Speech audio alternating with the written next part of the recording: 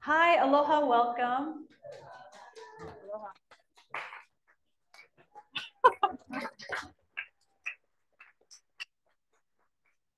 Welcome to the second installment of Hawaii Sea Grant Science by the Sea seminar series. We have 4 amazing outreach talks from graduate students tonight. Give a round of applause to them.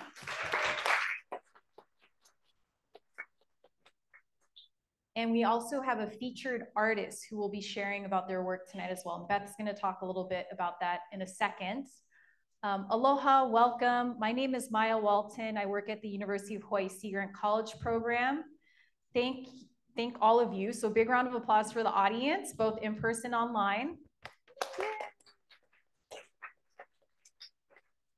We appreciate the time that you're taking to come and listen to these talks and the encouragement, the enthusiasm, the questions that you will be gifting to our speakers tonight. So thank you very much for joining us.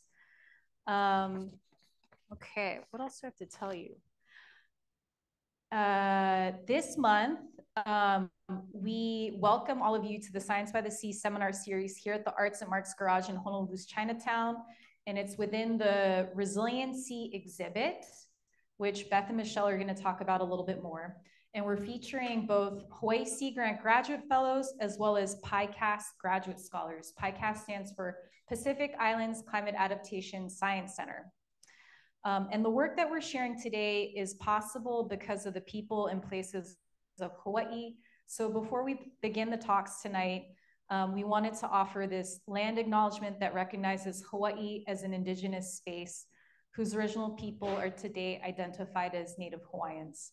I am a settler on this aina who now calls Honolulu home, and the place that we're presenting from here in Honolulu's Chinatown is in the ahupua'a of Honolulu on the island of Oahu.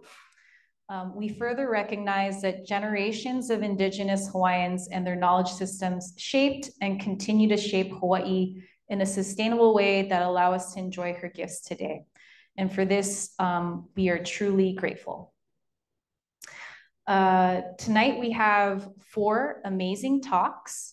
But before we hear from the graduate students, I'm going to bring Beth Lenz up to the stage. Round of applause for Beth.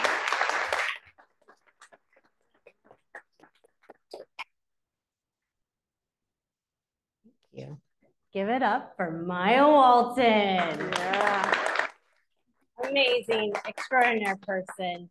Thank you all for coming tonight for our second iteration of Science by the Sea. It's really special because we all actually get to be together in person, and it's the first time in 3 years. Amazing. So thank you all. Thanks to Arts at Marks Garage, to Liz O'Brien at the door, and Des as well. Please thank them. And I also, just in case you hadn't noticed, so you have the exhibit here. You're definitely welcome to enjoy it a little bit afterwards. And then the restrooms are just around the back corner. And we do welcome you to our interactive exhibit where against the wall, Boz Sure has created this visual graphic design mosaic. And we welcome you to share your own sentiments, share your own drawings, poetry, one-word reflections, whatever it is you'd like to share. So tonight we are featuring Michelle Schwengel-Regala. Incredible artists. If you've ventured through the space, we have 3 artists. Michelle is our fiber sculpturalist, and we'll share some of the really beautiful intricacies, details, symbolism that is strewn, I'm using that word intentionally, throughout and interwoven. And it's just incredible what she has done. She had applied to our call for art and came with such a unique packet and has such an incredible 3-dimensional work of art that she shares with communities that are inspired by marine systems already working in the Antarctic to coral reefs.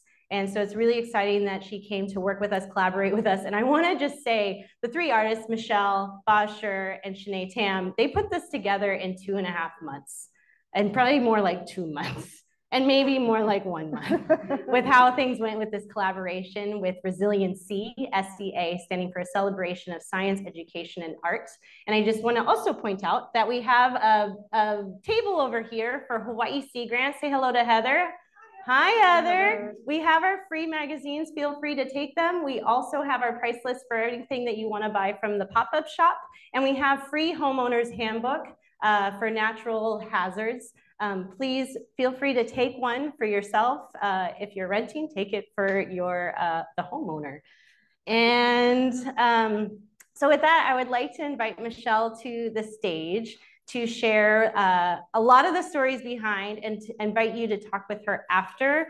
I'm really curious to what extent you're going to share, because there's so much detail in what you have produced, and I don't want to give anything away. So please welcome Michelle.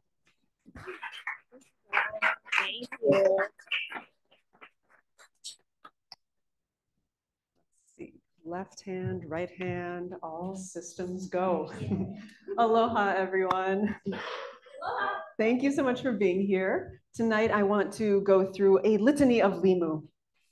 And I will be distilling for you some of my background and also distilling some of the backstory that went into the artwork that's out here in the gallery.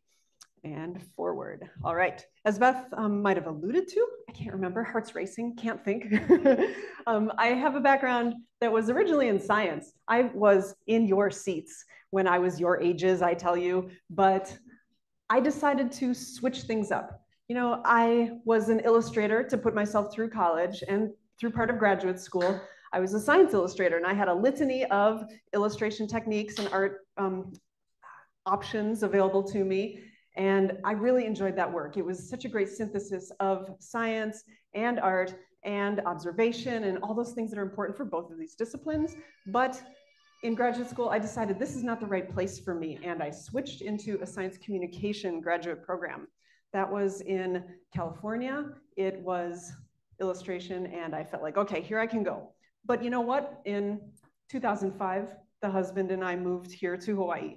And upon moving here, I had that moment to kind of reconnoiter and consider, do I want to stay in this path and try to keep being a science illustrator so far away from, you know, where most of these job opportunities are? Or do I want to take a step forward out of my path and see about being a fine artist, in quotes? I mean, whatever that is, right? So to that direction, I added some more options to my litany of opportunities. I meant to say like toolbox, art kit, whatever you want to call it. And 5 years ago, as Beth mentioned, I was in Antarctica. That's me in the dry suit. And what am I doing? I'm drawing on a tablet.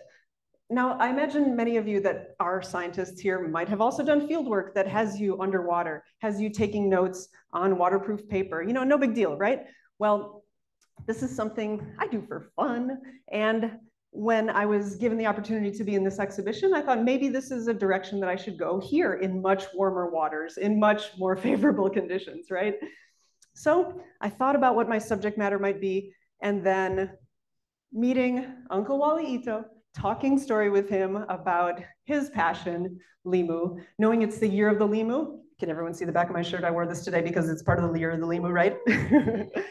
I was pretty solidly set on working with limu. Scott, I think I saw Scott here somewhere, yes. He was also really instrumental in putting me on the path toward understanding who these genera are. Now, did I mention that I was a taxonomist when I was in undergrad and grad school? I hadn't really functioned as a taxonomist for oh so long, but I still like the lists. I still like to know what's out there. And so this year of the limu was just that opportunity for me to get back into that mode of thinking. Uncle Wally generously let me take home so many of the teaching specimens that were available that day at that outreach event. So here I've grouped them into roughly, you know, the reds, the greens, the blues, but still I didn't really know how I was going to represent these things, do them justice in this program. But I remembered my botany 101 or whatever it was, where we had to do a plant collection. So I assembled a plant press and preserved some of these specimens, thinking they would just be for my own personal collection, but also reference. I love the way that they maintain their color and much of their form, but flat. And this isn't necessarily how I wanted to represent these organisms. But, you know, I have a pretty big yarn stash, as fiber artists often do, and it was pretty easy for me to find good color matches to the species that I was thinking about documenting. Now, so I thought, okay, let's go back in the water. Let's draw some of these things again. And like this leather mudweed, how is it arranged in situ? What does it look like? How is it positioned in along the zone, you know the words, in its habitat, right? I was also collecting some more species or some specimens that were in the water column. I knew that collecting them, you know, you don't want to just rip out the holdfast. You want to leave that portion intact so it can continue to grow if you take a sample. But I tried to keep working just from what was around me and what I could identify. So I did some more drawings on this waterproof paper, fashioned it into another sort of water column. This is a series that I've been working on since 2016, things that are relating to water columns. But really those drawings, you know, they're not technical. They're observations, they're fun, they're useful. But really the fun is right here in the yarn stash, right? Look at all those colors and textures. There are just as many variations in the biota of limu around the Hawaiian archipelago. But again, I mean, here I'm working from these flat specimens. I can crochet something flat, but do I want to? So these are some of my questions. How am I going to work with these specimens that I've modeled, but do them justice and do something that's novel? And also, you know, the color of my shirt that I'm wearing today, the color of that excess dye that was in my first slide, and the color that's leaking onto this paper towel from this limu, let's see, is it lepe ohina? Oh my gosh, I could not let go of that idea either. I knew I had to somehow bring that into my work here. So I kept going with the sculptures again and again and again. So much fun to match these forms with my fibers. And you might wonder, why are they on these discs? Well, much of my practice as an artist has been realizing that I don't need to use formal art supplies all the time. I don't need to always use a material that is bought specifically for the purpose of making it into something else. In this case, these discs were offered to me by someone who works at a local business. They were part of a lighting system, as some of you that might work in theater might recognize, but I didn't know what they were. But in this context, they remind me of, if you've sat at a microscope, if you've done microscope drawings, you might have had a reticule inside one of your oculars. It gives you a grid, it gives you reference points to measure what you're looking at. So that was relevant to me back in my science illustration days. And also the form being a circle like this reminded me of doing biodiversity surveys, putting down a hula hoop in your habitat, and then surveying, enumerating everything that's in that space. Well, these are much smaller, but they were going to serve my purpose. So onto the screens they were attached. And then once I finished all the biodiversity that I wanted to represent as sculptures, then I took all the extra yarns over to my knitting machine. That's what this contraption is. It's nothing fancy, believe me. It's completely manual. It is kind of arduous, but it's much faster to knit a standard stockinette panel than anything that I would be able to do with 2 needles and by hand. So zoom, zoom, zoom, I went on the knitting machine, and these are what they created in, I think, just in a day. The top panel, well, I had to think about how I was going to build these panels. What sort of numbers would be meaningful in these instances? I have another series of works that have gone on since 2016 called Data Textiles. And I'm glad to report that there is data built into these as well. I started along this panel, and I had to decide how many stitches to cast on to be that first edge. And the number 50 came up. I thought it was a good width. I thought, you know, it would have a presence on the wall in this series of 3. But 50, hey, that's Hawaii Sea Grant's anniversary year, right? So I loved being able to reference that in the work. And I'm also 50 this year. So now this is also marking my time of when this is occurring within my career. Then I had to figure out how far I would knit. Now I could have used all of the yarn that was remaining after doing the sculptures of these various yarns. But when I was getting into the 200s and into the 300s, then it occurred to me, I could work to row 365, and then it would also reference the year of the lemur, right? So that was a fun little limit to place for myself. But then how to work the greens and the browns. Now, something I learned, maybe from Scott, maybe from Uncle Wally, maybe from a book, is that the biodiversity within red, green, and blue lemur, did I say blue? I said blue, not color space. Red, green, and brown lemur can be organized like this. The number of species of red is greater than the number of species of green and brown combined. And so this can also serve as an information graphic, the way that these smaller subsets are smaller than the bigger subset itself. So I was very, very satisfied by those data. Oh, I could also say that they look like barcodes. I wanted them to also reference the way that museum specimens will sometimes have little pieces of paper. Like in entomology, I had to write with such a small pen to put all that information on the labels that go on the pins, right? Well, nowadays, it's fantastic that there are all these electronic versions of organizing those data into more compact setups. So, barcode reference. Last but not least, perhaps the first thing you saw when you entered the gallery is this reference to this color I'm wearing. Remember that dye that was, or the pigment that was coming forth from that red lemur? Well, I decided to work with some yarn as perhaps like an actor in a performance piece. I got an enormous cone of this yarn. I mean, this was crazy big. It was way out to here, 150 grams on each of the 3 hanks, hanging from the ceiling and dipping down into these jars. In each of the jars, we have fresh red lemur, fresh green, fresh brown, and some fresh water.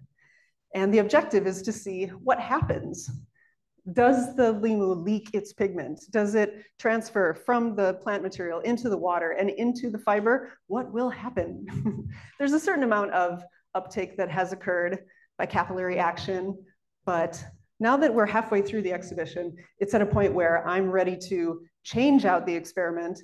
And now I've got some more lemur, thanks to that event at Waikoloa Loko Ia last weekend. I've got some fresh reds. So, and I also collected some more from the water column on Saturday, and I'm going to recharge this. So if you want to see the way this changes over time, come on back over the next couple weeks. And of course, when this is done, I will wash, I will fix the pigment that's in the yarn, and then I will wash it, and then I will knit it into something else. So stay tuned. Who knows how this will turn up in another format in the future. But I have to say, my favorite piece in the show is the piece on the right. Same color as the shirt I'm wearing, same color as that initial slide. And this is something that takes me back to the taxonomy days more than anything else that I've considered in this whole show. There is, let's see, Randy Kosaki is this gentleman, and he's worked for NOAA as a research scientist, as a deep sea diver. Deep sea in that he uses rebreathers to go deep, deep, deep, like 300 feet deep, stay down long periods of time, like far beyond the conditions of madness that I experienced in Antarctica. So I'm such a fan of what he does for science. And he was on the team that found this holotype specimen off the coast of Lisiansky Island. Is that Kapu Island? I'm trying to get these names right. Like my Filipino family on my husband's side, there are so many names, so many layers of names, scientific names, common names, Hawaiian names, English names, but I think it's so valuable to honor all these names and to know what they are. So up top, you can see the new scientific name that's been applied to this new species. It was just published in August, I believe. And the folks here, this is Hoku and this is Haoli. They just spoke at the Bishop Museum on Friday. They're part of the Hawaiian Cultural Working Group for Nomenclature, which is a group of people administered by OHA who are available to consult people who are taxonomists, who are naming things. And it doesn't just have to be new species, but it can also be places. It can be boats that are transiting people to and from research sites. There are so many layers of information that can go into a name. And I'm so happy to see that there are new ways I mean, not new, but there are recognized additional ways of bringing all that information into a name. So to close, it's dinner time, right? I am so happy that the Limu Eater reissue has come out this year. I mean, it's 40 years after, 50 years after its initial publication. And I feel like its resurgence is giving local people a chance to honor the knowledge that's been there and to bring it back into a new awareness. It's something that I'm learning all about.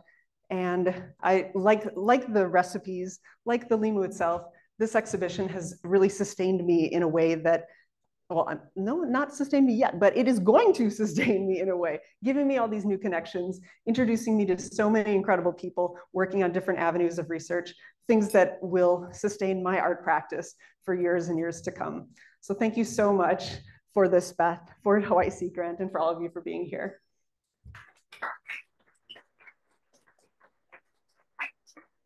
And I love the graphics you used in your presentation, beautiful. Our next speaker is Louis Chua, and his talk is titled Banking on Nature, Accounting for the Health of Our Hawaiian Ecosystems. And it looks like he is ready. Good. Good. So unlike my peers here, I'm a social scientist. My name is Louis, and the talk of my presentation is Banking on Nature. And I'd like you to just maybe indulge me a little bit. Think of ecosystems as a large bank account. Okay, think of interests that are accruing every year. And these are maybe fresh water, clean air, food. Now assume that we start drawing back from those accounts, drawing down those accounts, and assume that those interest payments don't cover those drawdowns. So you can imagine a situation where these overall bank statements start going down and down and down. And at some point, the interest payments also become lower, right? So this is the problem that we see today in our ecosystems. It's almost like a generational pass the parcel, except that parcel is a time bomb. So you might think, why all this doom and gloom? And who is this guy really? So that's a very good question. That's a fair question. And at the age of 19, I enlisted in the Singapore Armed Forces. And I served in the Armed Forces for 10 years. And the same things actually brought me to science when I made a career switch those years ago. And it's that commitment to truth, the pursuit of truth, despite barriers, despite maybe hostilities, maybe even threats. And science is also an avenue to channel a lot of the idealism and hope and curiosity that I have. So I would encourage you to engage with science, wherever you are, whatever your ages are. Science is a great way to preserve purpose and preserve hope. So with that out of the way, let's talk about capitalism. What is capitalism? So to boil it down to the essence, and having studied economics for 6-7 years now, what is it really? It's really an extractive process that premised on the extraction of natural resources, blending that with human industrial inputs, and there you have production. With production and consumption, that then is growth. So that is what we see being accounted for every quarter, every year. You see a headline reporting of GDP. Also, within that assumption is something very nefarious. It's that our wants are insatiable, that given the opportunity to consume one more unit, everybody would take that. And you can see where it starts to break down. So one of the things that capitalism doesn't do very well is to account for environmental impacts. And we can think of environmental impacts as both quality and also quantity. So we heard that fish might not be as large, they might grow and they might die sooner. So these are quality measures, but also quantity. So we have fewer trees and fewer healthy corals. So one of the things that environmental impact is so important, it's so understudied, is it's because they don't have a voice, right? Your honey creepers, your corals, the unborn generation, they don't have a voice. And therefore, we have this time inconsistency issue. By the way, none of these things are accounted for in growth. None of these environmental impacts are accounted for in the growth that we saw just now. So what is the issue? Is the issue GDP? Well, I've created a meme here just to show you the history of GDP and how it came about. So after the Second World War, a bunch of Western countries came together. They thought, you know what, let's try this metric called GDP. All right, let's have all these accounting tables and spit out one single number. And guess what? It became so popular, it became such a stellar success that everybody adopted it. But actually, there's a lot of other metrics that are just as good and just as actually better at accounting for well-being, healthy ecosystems. But we're not looking at those. We're only looking at GDP. So what is the underlying assumption? The underlying assumption of GDP, markets, the power of markets is that prices are perfect. But we all know that prices are very imperfect. We're not omniscient. We don't know, for example, when we buy a used car, that it's not going to be a lemon. We don't know, we can't predict the future. So these are all things that the market assumes are perfect in order to have those perfect prices in the marketplace. However, they can still be very powerful and they can change behaviors without any interventions. So assume you have, say you have a sale, 50% off. You don't have to convince somebody to buy it because they want to buy it. You know, if something is appealing to them, they will buy it. And that is the power of markets and prices. So imagine if you can make people who don't care, maybe about healthy ecosystems in Hawaii, care, even if they don't care. So we can start rebuilding some of these environmental quality and quantity. We can reverse harmful depletion of natural assets. We can move away from growth. We can look at natural capital. We can reduce inequality. We can look at well-being, mental health. These are all things that are just as important, right? So this year, during Earth Day, the White House announced a statement for the first ever US national nature assessment. And with this, they also initiated the National Capital Accounting Projects. So this feeds its way all the way down to Hawaii. And the UH and my lab in general, specifically actually, is dealing with this Natural Capital Accounting Projects. And what we're doing is trying to fold that environmental impact into what you see every day in that headline reporting. And also having that reflected in your receipts, reflected in your prices, to help policymaking, to help the market adjust accordingly. So this is a landmark thing that we're trying to do. I think today, all I'm doing is trying to lay the foundations, telling you why this is important. I won't go into theories, tables, numbers, and charts. That's not important because we need people to get behind this effort. So some of the takeaways that I want you to think about as you leave: are unlimited possessions something you aspire to? And where does that really lead? What are the true costs and impacts of more, a culture of more and more and more? Is there an end? What are your values? How do you define growth? How do you define personal growth? Is that having more things, having accumulation of more belongings? I suspect it's not, right? And what would a world look like if it actually paid to uphold your kuleana, to the aina? What world would that look like? Would the highest paying jobs be in conservation? Maybe. It probably wouldn't be tourism. It wouldn't be real estate. It wouldn't be construction. It'd be monitoring, doing science, conserving nature. The economy is really what we make of it. So that is my encouragement for all of you. Just think about these things and start these conversations.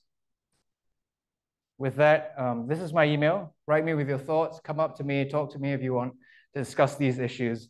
I have a lot to talk about. but it won't fit into 10 minutes. So this is all I have for you. Follow Hawaii Sea Grant. Thanks for having me. And I hope you have a wonderful evening.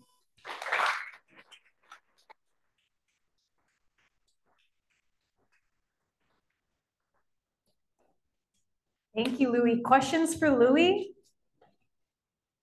Yes, question in the audience. I'm wondering what, Thanks. with the coastal accounting project, what kind of units are you all using? Is it similar at all to like ecosystem services studies that look at like the amount of money that we would like gain or lose from, for example, like having coral reefs protect the coastline? Like what's going into that math? I'm just really curious. So it's exactly what you mentioned. It's ecosystem services, but even before we get to that point, we need to look at the extent accounts. So how well are these corals, for example, doing every year? So there are 4 different tables. There's the extent account, which is the spatial extent of that account. The condition account, which is, how well are they doing? Are they bleaching? Are they being stressed? And then there's a services account, which tracks the flow, whether that's increase, decrease, and then you have the asset account. How big is it? Based on the services, we have a net equation that calculates, like a net present value of those services. Very much similar to financial capital, but we're just using that methodology, doing some tweaks. I mean, it's imperfect, but it's getting to better account for damages to nature, natural capital in general, and also being able to kind of steward it better in the future. Another round of applause for Louis. Thank you so much. Okay, we're going to bring Sean Swift up to the mic. His talk is titled, "What kind of soup can you make from a coral reef?" All right, hello. Someone might be a little more lighthearted, but we'll see. So yeah, this is gonna be about soup, and I went pretty hard on this analogy, so hope you're ready to talk about soup. Just do a quick intro. So my name is, I'll try to be more consistent here. Is that good? Okay. My name is Sean Swift. I'm a PhD student in marine biology at UH Manoa in Seymour, which is the Center for Microbial Oceanography Research and Education. I'm working in Craig Nelson's lab, where we do things with microbes and chemistry and figuring out how that kind of works on coral reefs, especially. So, okay, let's lay some groundwork for this whole talk here. What is soup? And define what we're talking about here. Obviously, we got to have some water in there. That makes it soupy. We need some plants. It's going to give it some flavor, some nice nutritious broth. We need some animals in there as well. We put all this together, we get some soup. But clearly, and here's the brain twister here. The ocean is also kind of like a soup, or in fact, it is a soup. It has water, it has plants, it has animals, and we actually get to count coral twice because it gets both the animals and the plants. There's a bonus there. But we notice some differences between the ocean and maybe more traditional soups. Namely that our ramen over here, it has a nice thick broth, but in the ocean, in particular on coral reefs, it's very like clear, right? And actually, if you went and you sampled the nutrients on a coral reef, you would find there's not much going on there. It's extremely thin. And this is kind of weird because actually, if you take something like this limu here, this turbinaria, and you put it in an aquarium, like actually is out front with Michelle's artwork, you see that it does exude quite a bit of stuff. You get this like darker brothy color. And it turns out that corals and algae are actually releasing something like 30% of their carbon as kind of a broth out into the water. So the question then is, why is coral reef soup so thin? We have our corals, we have our algae. They're obviously making soup. We know that, that's been established. So the missing link here is these microbes.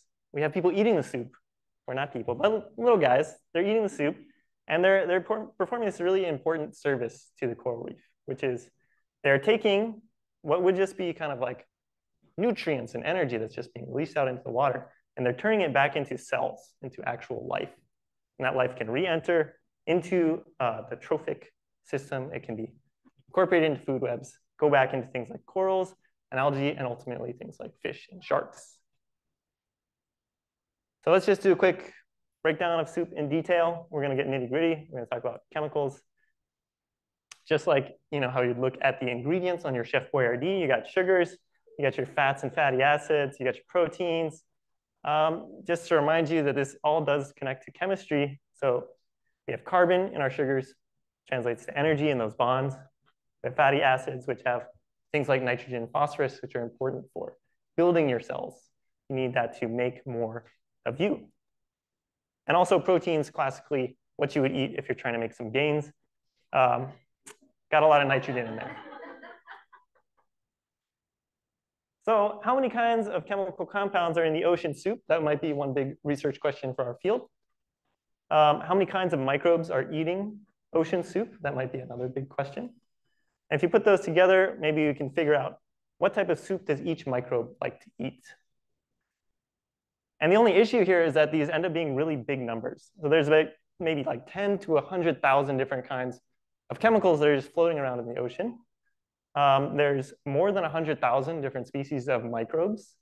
And so if you're trying to figure out which microbe wants to eat which chemical, that's a really complicated proposition. And you can't just like pair up each microbe and each chemical because that would take you way too long. So this is the kind of research where it's like, is this too complicated for humans to even understand what's going on here? But we try anyways, and hopefully we figure out some trends. So generally, how this works is we send somebody down to the coral reef. This is not me, it's the guy named Zach. And he can do a couple things. He can go and grab some limu or some coral or something and put it in an aquarium with some sterile water, and we can collect that limu soup and we can feed it to different microbial communities and see what happens. We can also do something fancy, which is put out these auto samplers, which just sit at the bottom of the coral reef. And over time, they kind of collect water. And you can look at the chemistry and microbes over time. This is what it looks like. We take the water back to the lab. We run it through some tubing, run it through some filters. It goes drip, drip. We spend hours and hours doing this. First, you run it through a big filter, catches all the microbes, sequence their DNA, figure out which microbes are in there. Then we go through another filter, which catches all the, or not all, maybe like 40% of the organic chemical compounds. And that's pretty much as good as we're going to do at this point. And those we analyze with liquid chromatography tandem mass spectroscopy, which I'm not going to go into.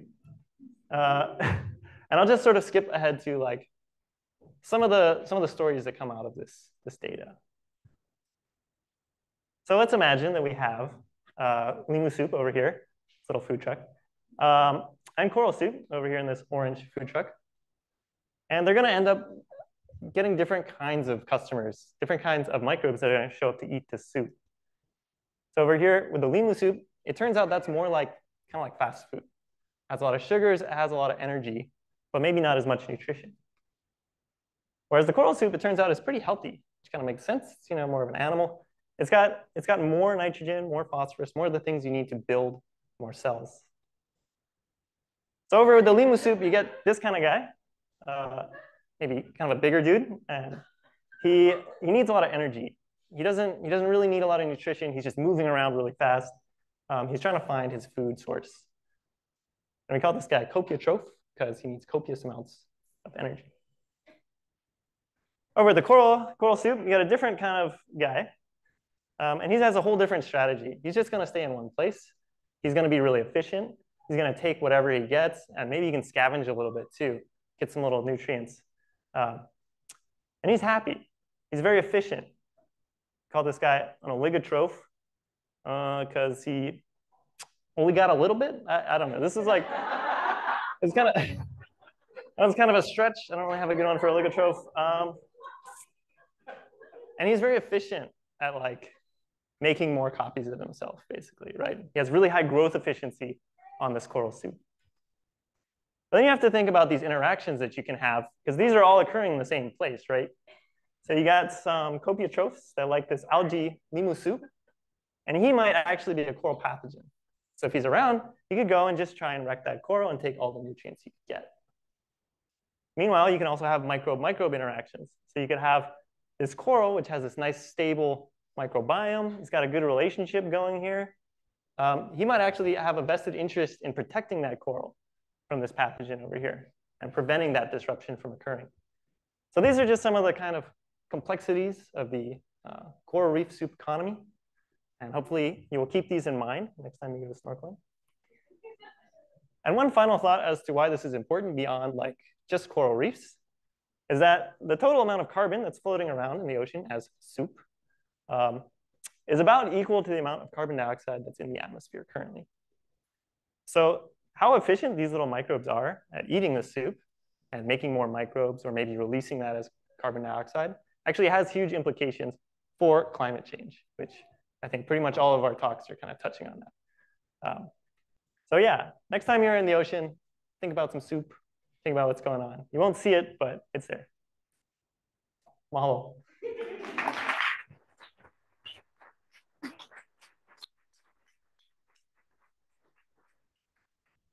Questions for Sean? I got a question for Sean. Yeah. In Hawaii, is the soup the same thickness normally? Yeah, like do you get the same amounts of coral and limu soup close to shore as you do offshore, or it's thicker as you get closer to shore? Yeah, it changes. I mean, it changes based on the cover of coral and the cover of algae. And I mean, if you just drive around the island, you'll see different kinds of ocean soup for sure, right? But the main point is we're in the middle of the Pacific Ocean, which that soup is very thin. So even on a coral reef, even though it's low, it's still higher than what's going on, just in the ocean generally. Thank you. Another round of applause for Sean. Thank you so much for your talk. Our last talk tonight is from Tressa Hoppe. She has a provocative talk title. Her talk is titled How Ferns Get Freaky, an introduction to fern reproduction. Give it up for Tressa.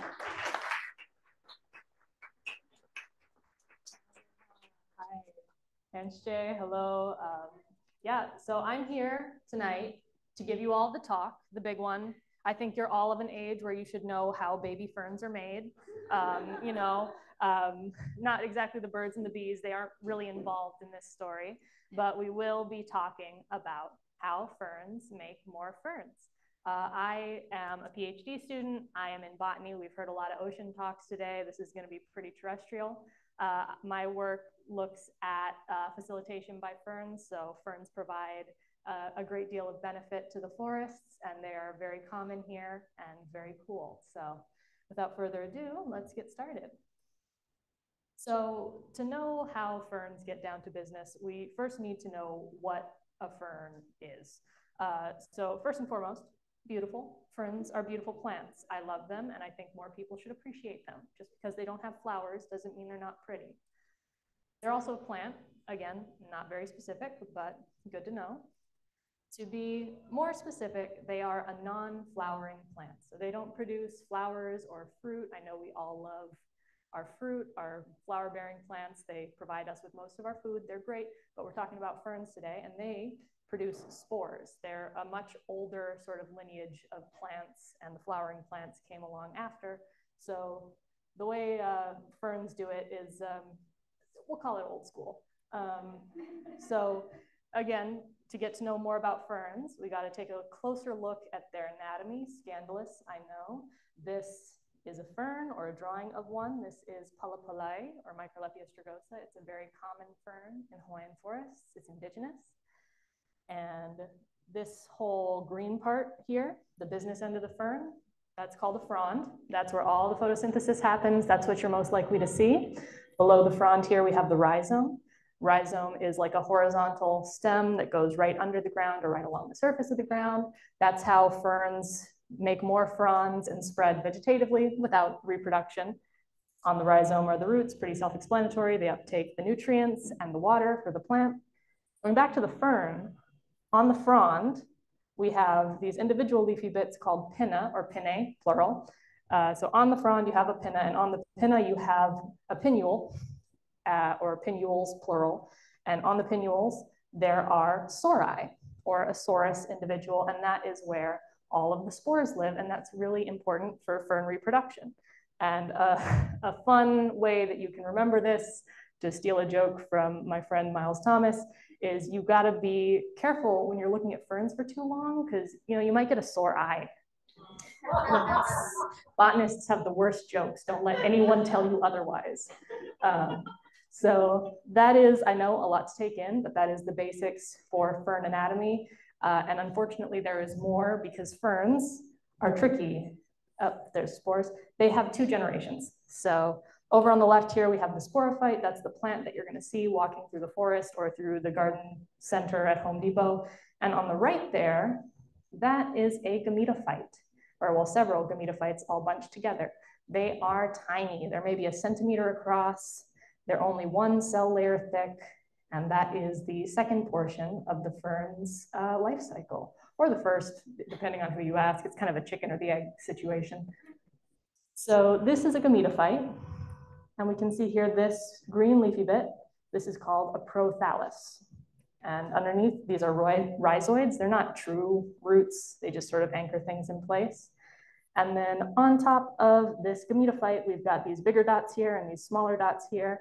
And those are the antheridium and archegonium. And these are the reproductive parts of the gametophyte.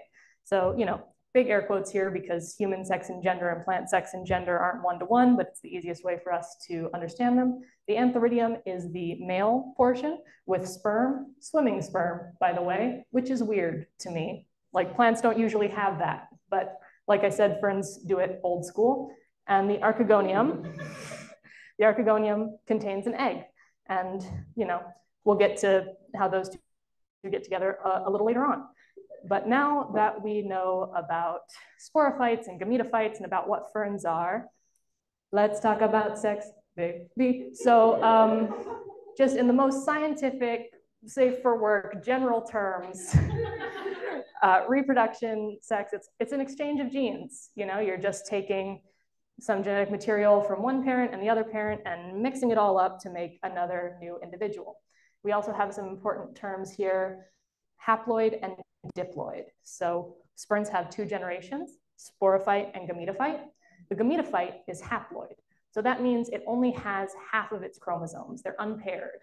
And the diploid has all of its completed paired chromosomes. Like human beings, we have XX, XY, some variation on that. We have paired chromosomes. Same goes for basically everything else. So what's interesting about ferns, though, is that even though all plants have these alternating generations, this haploid, diploid, ferns are one of the very few groups that have a free living haploid stage. So their gametophyte, once it finds a suitable place to live that's nice and wet and sheltered and it can just hang out there, it can photosynthesize and it can live there for quite a while, whereas most other things don't really do that. So kind of fun and funky. So now that we have talked about ferns, about anatomy, about reproduction, it's finally time to put this whole thing together. So we come back to the humble fern, the sporophyte, mature adult fern growing in the forest. And we remember that this green part is called the frond, and on the frond is the pinnae, and on the pinnae is a pinnule, and on the pinnule are sori, and in the sori are spores. It's a lot. But once they produce those sori and those spores can then be dispersed by the wind. And if, and this is a big if, they find a patch of soil that is nice and moist and suitable for them to grow into a gametophyte, they will. And that's pretty cool because ferns produce millions and millions and millions of spores. And of those spores, only a small percentage will become a gametophyte. And of those gametophytes, only a small percentage will wrap back around to becoming sporophytes. So once that gametophyte forms, we had talked about the antheridia and the archegonia and the swimming sperm, which still weird to me. But, ferns like it wet because they need the water for the sperm to swim its way over to the egg on a different gametophyte. Because if there's a nice suitable patch of soil, you're going to get a lot of different gametophytes popping up in there, getting all cozy with each other. And then when the rain comes, they'll mix all their genes. So after that, we have a sporophyte gradually growing out of a gametophyte until we end back up with our adult diploid sporophyte fern. So all of their chromosomes are in place. They got half from the sperm, half from the egg. They're all paired up and ready to go. And yeah, so that's some references. That is a electron microscope picture of Ferns fern. You're welcome. That's what they look like. They're weird. I love them. They're weird. I've been studying these guys for years. I'm still not over it. They're so weird. But yes, thank you very much, of course, to Sea Grant, to all of you for listening, to PyCast, to my lab, and everybody. So thank you all very much. I hope you have a lovely rest of your evening.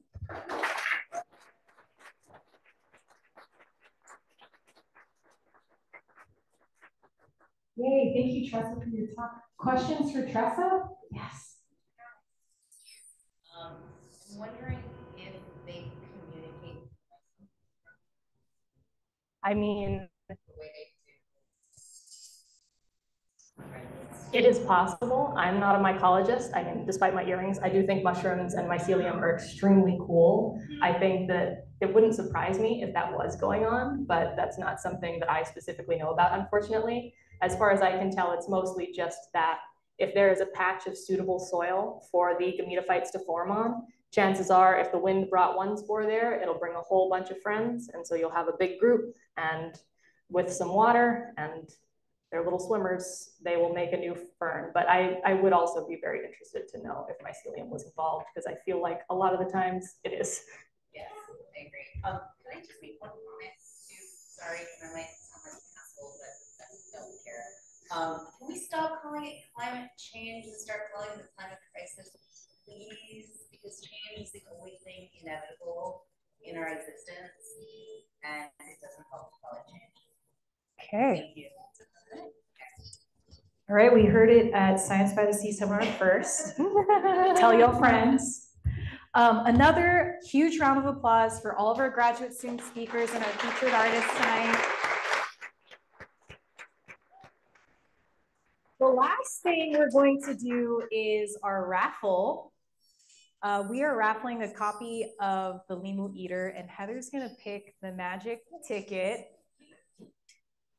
A reminder to the audience, our third and final installment of the Science by the Sea seminar series is next Monday, November 21st. 4 brand new talks from Hawaii Sea Grant graduate fellows and PyCast graduate scholars, plus a new talk from a featured artist. So come back next Monday. Do you have the winning ticket, Heather? Drum roll, please.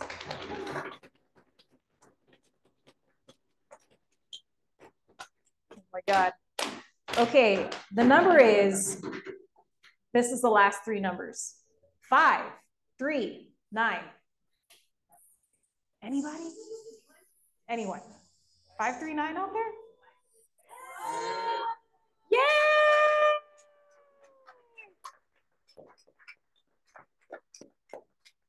Okay, mahalo. Thank you so much for coming. Please enjoy the exhibit, and we'll see you next week. Thanks, everyone.